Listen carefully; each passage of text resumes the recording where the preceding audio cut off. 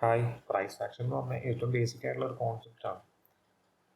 So ഇതെന്താണെന്ന് വെച്ച് കഴിഞ്ഞാൽ ഓരോ ഏരിയാസിൽ അല്ലെങ്കിൽ പ്രൈസ് ഒരു ചാർട്ടിൻ്റെ അകത്ത് ഓരോ പോയിന്റിൽ പ്രൈസ് എങ്ങനെയൊക്കെ റിയാക്ട് ചെയ്യും, ഓക്കെ, എന്ന് ഉള്ള ഒരു സ്ട്രാറ്റജിയാണ് പ്രൈസ് ആക്ഷൻ കോൺസെപ്റ്റ്.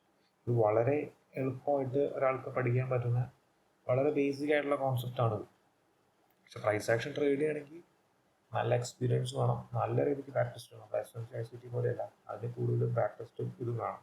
പക്ഷെ പ്രൈസ് ആക്ഷൻ്റെ ഒരു ഇമ്പോർട്ടൻസ് എന്ന് പറഞ്ഞു കഴിഞ്ഞാൽ ഈ ടെക്നിക്കൽ അനാലിസിസ് വന്നപ്പോൾ മുതൽ, അതായത് ചാർട്ട്സ് ഒരു എനിക്ക് 1980s ടെക്നിക്കൽ അനാലിസിസ് വന്നു, ചാർട്ട്സ് ഒക്കെ വന്നു. അതിന് മുമ്പ് ചാർട്ട് വഴി എല്ലാ ആൾക്കാരും ട്രേഡ് ചെയ്തുകൊണ്ടിരുന്നത്.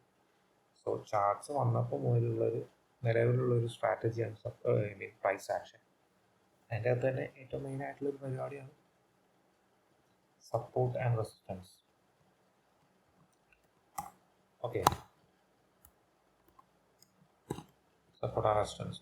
നമുക്ക് സപ്പോർട്ട് റെസിസ്റ്റൻസ് എങ്ങനെ മാർക്കറ്റിൽ എങ്ങനെ ചാർട്ടിൽ മാർക്ക് ചെയ്യാമെന്ന് നോക്കാം. പ്രൈസ് ഒരു റേഞ്ചിൻ്റെ അകത്ത് കൺസോൾട്ടേറ്റ് ചെയ്ത് കിടക്കാണ് എന്ന് വിചാരിക്കും. ഓക്കെ, ഈ ഒരു റേഞ്ചിൽ പ്രൈസ് അപ്പ് സൈഡ് മൂവ് ചെയ്യും, ഡൗൺ സൈഡ് മൂവ് ചെയ്യും, അപ്പ് സൈഡ് മൂവ് ചെയ്യും, ഡൗൺ സൈഡ് മൂവ് ചെയ്യും. ഇതാണ് പ്രൈസ് ഇന്ന റേഞ്ച് എന്ന് നമ്മൾ പറയാം, റൈറ്റ്? സോ ഈ ഒരു മൂവ്മെൻറ്റ് അല്ലെങ്കിൽ ഈ ഒരു റേഞ്ചിൻ്റെ ഈ ടോപ്പ് പാർട്ട്, അതാണ് റെസിസ്റ്റൻസ് നമ്മൾ ഡിനോട്ട് ചെയ്യാം. അതിൻ്റെ അടിയിൽ തന്നെ അടിയിലത്തെ ഒരു ഏരിയ ആണ് സപ്പോർട്ട്. ഓക്കെ, സോ സപ്പോർട്ടും റെസിസ്റ്റൻസും എന്ന് പറഞ്ഞാൽ പ്രൈസ് ആക്ഷൻ കോൺസെപ്റ്റിലെ ഏറ്റവും ബേസിക് ആയിട്ടുള്ള ഒരു കണ്ടന്റ് ആണ് സപ്പോർട്ട് ആൻഡ് റെസിസ്റ്റൻസ്. നമുക്ക് ഞാൻ കഴിഞ്ഞ വീഡിയോയിൽ ചെയ്തിട്ടുണ്ട് FVG, ഫെയർ വാല്യൂ ഗ്യാപ്പ് ഉപയോഗിച്ച് ട്രേഡ് ചെയ്യാം. ഫെയർ വാല്യൂ ഗ്യാപ്പ് മാത്രം മതി ട്രേഡ് ചെയ്യാൻ. അതുപോലെ തന്നെ ഒരു കോൺസെപ്റ്റാണ് support and resistance. Support and resistance മാത്രം മതി നമുക്കൊരു ട്രേഡ് എടുക്കാനായിട്ട്, റൈറ്റ്? ഓക്കെ, നമുക്കിനി ഇതെങ്ങനെയാണ് മാർക്ക് ചെയ്യുക, ചാർട്ടിൽ ഇതെങ്ങനെയാണ് മാർക്ക് ചെയ്യുക എന്ന് നോക്കാം. അതിന് മുമ്പായിട്ട് തിയറിറ്റിക്കലി സപ്പോർട്ട് ആൻഡ് റെസിസ്റ്റൻസ് ഇതാണ്. But in case resistance market break ചെയ്ത് പോയാലോ, അങ്ങനത്തെ സിറ്റുവേഷൻസിലാണ് നമ്മൾ ബ്രേക്ക് ഔട്ട് ട്രേഡ്സ് എന്ന് പറയാം. ബ്രേക്ക് ഔട്ട് എടുക്കുക, പ്രൈസ് ആ റെസിസ്റ്റൻസ് ബ്രേക്ക് ഔട്ട് ചെയ്ത് പിന്നെ പ്രൈസ് മേളിലേക്ക് പോവാം, അല്ലെങ്കിൽ വൈസ് വേഴ്സ ആയിട്ട് സപ്പോർട്ട് ബ്രേക്ക് ചെയ്യുക, അതുപോലെ തന്നെ അടിയിലേക്ക് വരാം. സോ ഇങ്ങനെ പല മൊമെന്റ്സും ഈ ഒരു സപ്പോർട്ട് ആൻഡ് റെസിസ്റ്റൻസ് വെച്ചിട്ട് നമുക്ക് മാർക്ക് ചെയ്യാൻ പറ്റും. സോ നമുക്ക് ചാർട്ടിലേക്ക് നോക്കാം. നമുക്ക് ഇന്നതുപോലെ തന്നെ നമ്മൾ നാസ്ഡാക്ക് 100 മിനിറ്റിയുടെ ചാർട്ടാണ് എടുത്തേക്കുന്നത്. സോ ഇതിൻ്റെ അകത്ത് എങ്ങനെയാണ് നമ്മൾ സപ്പോർട്ട് റെസിസ്റ്റൻസ് മാർക്ക് ചെയ്യാന്ന് നോക്കാം. എന്നിട്ട് ആദ്യം ചെയ്യേണ്ടത് നമുക്ക് ഇഷ്ടമുള്ള ടൈം ഫ്രെയിം സെലക്ട് ചെയ്യുക എന്നുള്ളതാണ്. ഏത് ടൈം ഫ്രെയിമിലായാലും സപ്പോർട്ട് റെസിസ്റ്റൻസ് കിട്ടും. ലോ ടൈം ഫ്രെയിമിൽ കിട്ടുന്ന support and resistance high time ഫ്രെയിമിൽ കിട്ടണമെന്നില്ല. സോ നിങ്ങൾ ട്രേഡ് ചെയ്യാൻ ഉപയോഗിക്കുന്ന ടൈം ഫ്രെയിം അത് എടുക്കുക. ഒപ്പം തന്നെ നിങ്ങളുടെ ഹയർ ടൈം ഫ്രെയിം, ഞാൻ കഴിഞ്ഞൊരു വീഡിയോ ചെയ്ത ടൈം ഫ്രെയിമിനെ പറ്റിയിട്ട്, ഒരു ട്രേഡറിന് ഒരു ലോവർ ടൈം ഫ്രെയിമും വേണം, മിഡ് ടൈം ഫ്രെയിമും വേണം, ഹയർ ടൈം ഫ്രെയിമും വേണം. ഓക്കെ, അപ്പോൾ ഹയർ ടൈം ഫ്രെയിമിൽ ഏതൊരു സെറ്റപ്പ് കിട്ടിയാലും അത് ഹൈലി വാലിഡ് ആയിരിക്കും. അതുപോലെ തന്നെ ഹയർ ടൈം ഫ്രെയിമിൽ ഒരു സപ്പോർട്ടോ റെസിസ്റ്റൻസ് കിട്ടിക്കഴിഞ്ഞാൽ അത് മോർ വാല്യൂ ഉള്ളതായിരിക്കും, അല്ലെങ്കിൽ അതിന് മോർ പ്രോബബിൾ ആയിരിക്കും ആ സെറ്റപ്പ്. ഓക്കെ, പിന്നെ ലോ ടൈം ഫ്രെയിമിലേക്ക് പോവാം. ഇപ്പം ഞാൻ എൻ്റെ ഒരു കേസ് പറയുകയാണെങ്കിൽ മെയിനായിട്ട് ഉപയോഗിക്കുക, ആദ്യം ഡേ ടൈം ഫ്രെയിം നോക്കാം. ഡേ ടൈം ഫ്രെയിമിൽ സപ്പോർട്ട് റെസിസ്റ്റൻസ് മാർക്ക് ചെയ്യുക. ഓക്കെ, അത് കഴിഞ്ഞിട്ട് 1 hour അല്ലെങ്കിൽ 30 minutes. 1 hourലാകുമ്പോൾ കുറച്ചും കൂടി, ഞാൻ പറഞ്ഞില്ല, ഹയർ ടൈം ഫ്രെയിമിലേക്ക് പോകും തോറും നമുക്ക് കുറച്ചുകൂടി പ്രോബബിലിറ്റി ഉള്ള സപ്പോർട്ട് റെസിസ്റ്റൻസ് കിട്ടും. ഓക്കെ, സോ നമുക്ക് ഡേ ടൈം ഫ്രെയിമിൽ പോയി നോക്കാം. ഡേ ടൈം ഫ്രെയിമിലേക്ക് നാസ്ഡാക്ക് മിനിയുടെ ചാർട്ട് കുറേ ദൂരത്തേക്ക് പോകണ്ട. പ്രൈസ് ഇപ്പോൾ നിൽക്കുന്നത് ഈ റേഞ്ചാണ്. അപ്പോൾ നമുക്ക് ഏകദേശം ഈ ഒരു ലെവലിലുള്ള സപ്പോർട്ട് റെസിസ്റ്റൻസ് കിട്ടിയാൽ മതി. നമ്മൾ ഇവിടെ നോക്കുകയാണെങ്കിൽ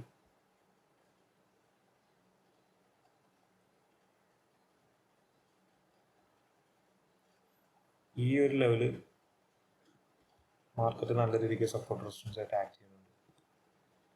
ഇവിടെ നമ്മളൊരു ലൈൻ ഡ്രോ ചെയ്തേക്കുന്നത്. എങ്ങനെയാണ് സപ്പോർട്ട് റെസിസ്റ്റൻസ് മാർക്ക് ചെയ്യാൻ നോക്കി കഴിഞ്ഞാൽ ഓൾറെഡി പ്രൈസ് ഇവിടെ എത്തി. സോ നമ്മളതിൻ്റെ പ്രീവിയസ് രീതിയിൽ പ്രൈസ് എവിടെയൊക്കെ ഇവിടെ ഈ ഒരു ഏരിയയിൽ എങ്ങനെയൊക്കെ റിയാക്ട് ചെയ്തു എന്നുള്ളതാണ് നമ്മൾ നോക്കുന്നത്. ഓക്കെ, ഫോർ എക്സാമ്പിൾ പ്രൈസ് ആദ്യത്തെ ദിവസം ഇവിടെ വന്ന് ടച്ച് ചെയ്തു, ചെറിയ റിജക്ഷൻ കാണിച്ചു, ബ്രേക്ക്ഔട്ട് വന്നു. അതുപോലെ തന്നെ അവിടുന്ന് വീണ്ടും അടിയിലേക്ക് വന്നിട്ട് ഇവിടെ റീടെസ്റ്റ് ചെയ്തിട്ട് പിന്നെയും പോയി, പിന്നെയും പ്രൈസ് ഒന്നുകൂടി ഈ ലെവലിലേക്ക് വന്നു. അത് കഴിഞ്ഞിട്ട് ഇവിടുന്ന് പിന്നെയും ബ്രേക്ക്ഔട്ട് വന്നു, ഇവിടുന്ന് ഒരു റീടെസ്റ്റ് എടുത്തു, മേളിലേക്ക് പോയി, ഒരു റീടെസ്റ്റും കൂടി നോക്കി, റീടെസ്റ്റും കൂടി നോക്കി, മേളിലേക്ക് പോയി. ലൈക്ക് സോ ഇതൊരു ഹൈലി വാലിഡ് അല്ലെങ്കിൽ പ്രോബബിലിറ്റി ഉള്ളൊരു സപ്പോർട്ട് റെസിസ്റ്റൻസും ആണ്. ഓക്കെ, ഇപ്പോൾ ഡൗട്ട് ഉണ്ടാവും എങ്ങനെയാണ് സപ്പോർട്ട് റെസിസ്റ്റൻസും അറ്റ് എ ടൈം ആക്ട് ചെയ്യുക എന്നുള്ളത്. നമ്മൾ നോക്കുകയാണെങ്കിൽ പ്രൈസ് ആക്ഷൻ കോൺസെപ്റ്റിൻ്റെ ഒരു ബേസിക് പരിപാടി സപ്പോർട്ട് റെസിസ്റ്റൻസ് ആണ്. അതിൻ്റെ അകത്ത് തന്നെ ഒരു ഉള്ള സപ്പോർട്ട് ഇതൊരു സപ്പോർട്ടാണെന്ന് വിചാരിക്കുക. മാർക്കറ്റിൽ സപ്പോർട്ട് എടുത്ത് പ്രൈസ് സപ്പോർട്ട് എടുത്ത് ഇത് ബ്രേക്ക് ചെയ്ത് കഴിഞ്ഞാൽ, സപ്പോർട്ട് ബ്രേക്ക് ചെയ്ത് കഴിഞ്ഞാൽ പിന്നെ സപ്പോർട്ട് റെസിസ്റ്റൻസ് ആയിട്ടായിരിക്കും ആക്ട് ചെയ്യുക. ഓക്കെ, ഇപ്പോൾ ഇത് ഇവിടെ പ്രൈസ് സപ്പോർട്ട് എടുത്തു, ഇവിടെ നിന്ന് പ്രൈസ് ബ്രേക്ക് ചെയ്തു, പിന്നെ ഇവിടെ പ്രൈസ് ഇവിടെ റെസിസ്റ്റൻസ് ആയിട്ടാണ് ആക്ട് ചെയ്യുക. ഓക്കെ, ആ സപ്പോർട്ട് പിന്നെ റെസിസ്റ്റൻസ് ആയിട്ട് പോകും. അതുപോലെ തന്നെയാണ്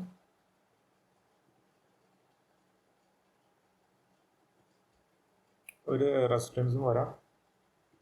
ഇത് റെസിസ്റ്റൻസ് ആണെങ്കിൽ പ്രൈസ് ഇവിടെ വന്ന് റെസിസ്റ്റ് ചെയ്ത് അടിയിലേക്ക് വന്ന് ഇത് ബ്രേക്ക്ഔട്ട് ചെയ്ത് കഴിഞ്ഞാൽ പിന്നെ ഇത് സപ്പോർട്ടായിട്ടായിരിക്കും ആക്ട് ചെയ്യുക. ഓക്കെ, സോ അതുപോലത്തെ ഒരു ഏരിയ ആണ് ഇത്. ആദ്യം പ്രൈസ് റെസിസ്റ്റൻസ് ആയിട്ട് ആക്ട് ചെയ്തു, പിന്നെ സപ്പോർട്ട് ചെയ്തു, പിന്നെ അത് ബ്രേക്ക്ഔട്ട് ചെയ്ത് പോയി റെസിസ്റ്റൻസ് ആയിട്ട് ആക്ട് ചെയ്തു. അങ്ങനെ ആ ലെവലിൽ പ്രൈസ് കുറേ നേരം ആ ലെവലിൽ വന്ന് റിയാക്ട് ചെയ്യുന്നുണ്ട്.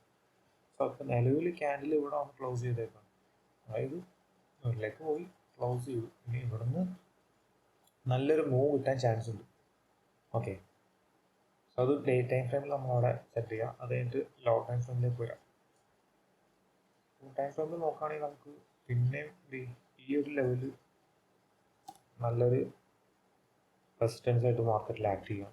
റൈറ്റ്, ഇവിടെ മാർക്കറ്റ് പ്രൈസ് ഇവിടെ നിന്ന് റിയാക്ട് ചെയ്തിട്ടുണ്ട്, ഇവിടെ റിയാക്ട് ചെയ്തിട്ടുണ്ട്, ഇവിടെ റിയാക്ട് ചെയ്തിട്ടുണ്ട്, ഇവിടെ റിയാക്ട് ചെയ്തിട്ടുണ്ട്. സോ പ്രൈസ് ഇവിടെ വന്നു, ഇങ്ങനെ വന്നു, ഇതിപ്പോൾ ഈ റെസിസ്റ്റൻസ് ബ്രേക്ക് ചെയ്തു. അറ്റ് മൊമെൻറ്റ് ഇത് ഇനി സപ്പോർട്ടായിട്ട് ആക്ട് ചെയ്യാം. പ്രൈസിന് ഹയറിലേക്ക് പോകാനാണ് ചാൻസ്. ഇനിയിപ്പോൾ നിങ്ങൾ ഇൻട്രാഡേ ട്രേഡിങ് ഉദ്ദേശിക്കുന്ന പൊസിഷൻ ട്രേഡിംഗ് അല്ല, ഇൻട്രാഡേ ഉപയോഗിക്കണമെങ്കിൽ ലോ ടൈം ഫ്രെയിമിൽ വരാം. ഞാനിപ്പോൾ പ്രിഫർ ചെയ്യുക 30 മിനിറ്റ്സ് ആണ്. 30 മിനിറ്റ്സിൽ വന്നിട്ട് പ്രീവിയസ് ഡേയ്സിൽ പ്രൈസ് എവിടേക്ക് റിയാക്ട് ചെയ്തിട്ടുണ്ടോ. നമ്മൾ നേരത്തെ നോക്കി 1 അവർ ക്യാൻഡിൽ ഓൾറെഡി 30 മിനിറ്റ്സിൽ ആക്ടിവേറ്റ് ആണ്. ഓക്കെ, ആ റേഞ്ച് ഉണ്ട്, പിന്നെ ഈ റേഞ്ച് എടുക്കാം. ഓക്കെ, ഇത് ഇൻട്രാഡേക്കാണ്. ഓക്കെ, സോ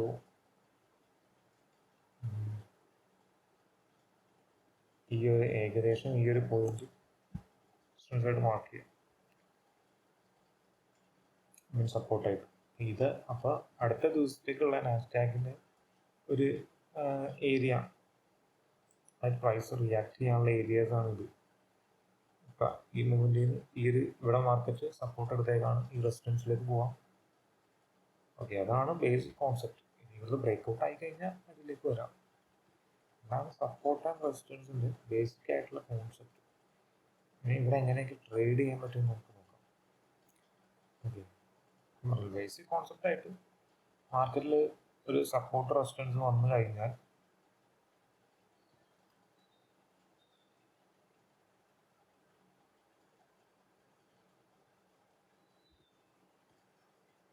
സപ്പോർട്ട് റെസിസ്റ്റൻസ് ഉണ്ടെങ്കിൽ മാർക്കറ്റ് എന്താ ചെയ്യുക, റെസിസ്റ്റൻസിൽ നിന്ന് പ്രൈസ് റിയാക്ട് ചെയ്ത് അടിയിലേക്ക് വരും, സപ്പോർട്ടിൽ നിന്ന് പ്രൈസ് റിയാക്ട് ചെയ്ത് മുകളിലേക്ക് വരും. ഇതാണ് കോൺസെപ്റ്റ്. ഓക്കെ, ഇങ്ങനെ നമുക്ക് ട്രേഡ് ചെയ്യാൻ വേണ്ടി ഉപയോഗിക്കാം.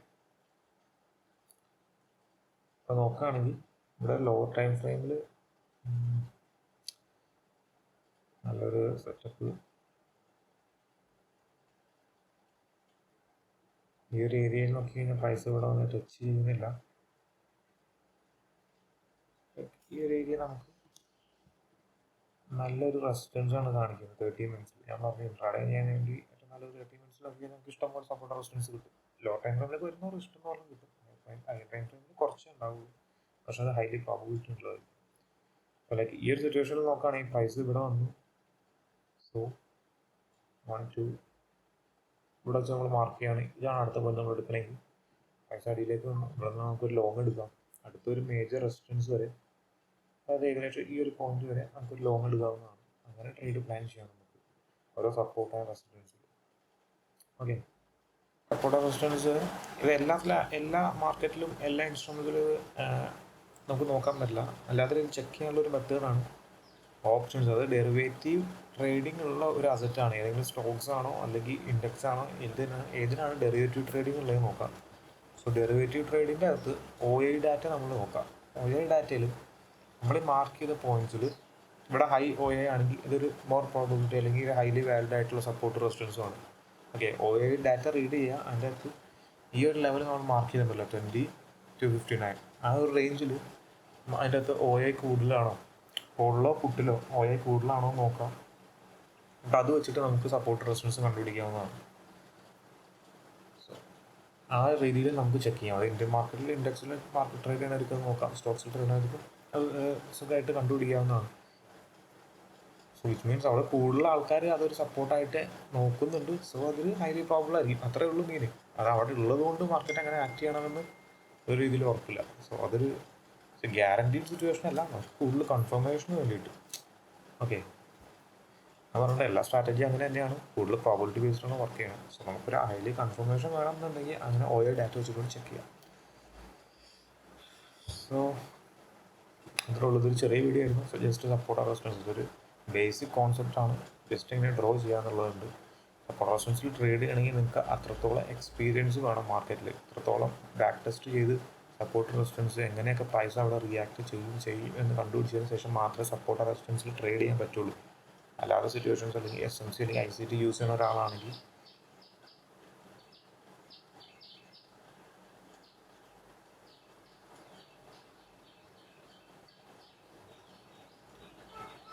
അല്ലാത്തൊരു സിറ്റുവേഷൻസിൽ SMC അല്ലെങ്കിൽ ICT പോലത്തെ കോൺസെപ്റ്റ് യൂസ് ചെയ്യുന്ന ഒരാൾക്കാണെങ്കിൽ നിങ്ങളെടുക്കണ എൻട്രീസ് എവിടെ വരെ ടാർഗറ്റ് വെക്കണം, അത് ഹൈലി പ്രോബിൾ ഒരു സപ്പോർട്ടോ റെസിസ്റ്റൻസോ അവിടെ ഉണ്ടെങ്കിൽ പ്രൈസ് അവിടെ നിന്ന് റിയാക്ട് ചെയ്യാൻ ചാൻസ് ഉണ്ട് എന്നുള്ളൊരു ക്ലാരിറ്റിക്ക് വേണ്ടിയിട്ടാണ് നമ്മൾ ICT അല്ലെങ്കിൽ SMC ട്രേഡിങ് സ്ട്രാറ്റജീസ് ഉപയോഗിക്കുന്ന ഒരാൾ സപ്പോർട്ട് റെസിസ്റ്റൻസ് മാർക്ക് ചെയ്യാം. എല്ലാ പ്രൈസ് ആക്ഷൻ ട്രേഡ് ചെയ്യുന്ന ഒരാൾക്കാണെങ്കിൽ ട്രേഡ് ചെയ്യാം. പക്ഷെ ഞാൻ പറഞ്ഞത് ഈ സപ്പോർട്ട് റെസിസ്റ്റൻസ് നമ്മൾ ട്രേഡ് ചെയ്യണമെങ്കിൽ അത്രത്തോളം എക്സ്പീരിയൻസ് വേണം. ഇവിടെ തന്നെ നോക്കി അറിയാം ഈ ഒരു സപ്പോർട്ടിൽ മാർക്കറ്റ് എവിടെ തന്നെ തിയററ്റിക്കലി എവിടെയൊക്കെ എത്ര തവണ ഇവിടെ നിന്ന് മാർക്കറ്റ് റിയാക്ട് ചെയ്തു, റൈറ്റ്. സോ അങ്ങനെ റിയാക്ട് ചെയ്തു എന്നറിയാൻ വേണ്ടിയിട്ടുള്ളൊരു കൺഫർമേഷൻ കിട്ടണമെങ്കിൽ നിങ്ങൾക്ക് അത്രത്തോളം മാർക്കറ്റിലെ എക്സ്പീരിയൻസ് വേണം. അപ്പോൾ നാളെ തന്നെ ആരും പോയി ട്രേഡ് ചെയ്ത് സെറ്റപ്പ് ട്രേഡ് ചെയ്ത് നോക്കരുത്. നല്ല രീതിയിൽ ബാക്ക് ടെസ്റ്റ് ചെയ്ത് ഒരു ഐഡിയ കിട്ടിയതിന് മാത്രം. ഇത് അത്ര ബേസിക് കോൺസെപ്റ്റാണ്, ഭയങ്കര ഈസിയാണ്. ICT അല്ലെങ്കിൽ SMC പോലെ കുറേ പഠിക്കാനൊന്നുമില്ല. പക്ഷേ ഇതിനകത്ത് എക്സ്പീരിയൻസ് കൂടുതൽ വേണം. ICT SMC ട്രേഡ് ചെയ്യുന്ന ഒരാൾക്ക് അത്രത്തോളം എക്സ്പീരിയൻസ് വേണമെന്ന് ഞാൻ പറയില്ല. ഒരു കോൺസെപ്റ്റ് പഠിച്ച് കഴിഞ്ഞാൽ നാളെ തന്നെ പോയി ട്രേഡ് എടുക്കാവുന്നതാണ്. അത്യാവശ്യം ബാക്ക് ടെസ്റ്റ് നോക്കിയാൽ മതി. പക്ഷേ ഇത് അതിൽ കൂടുതൽ എക്സ്പീരിയൻസും വേണം, ഫോർവേഡ് ടെസ്റ്റും ബാക്ക് ടെസ്റ്റും ഒക്കെ വേണം ഇതുപോലത്തെ സ്ട്രാറ്റജി പ്രൈസ് ആക്ഷൻ വർക്ക് ചെയ്യണമെങ്കിൽ. ഓക്കെ, അപ്പോൾ അത്രേ ഉള്ളൂ. ബൈ.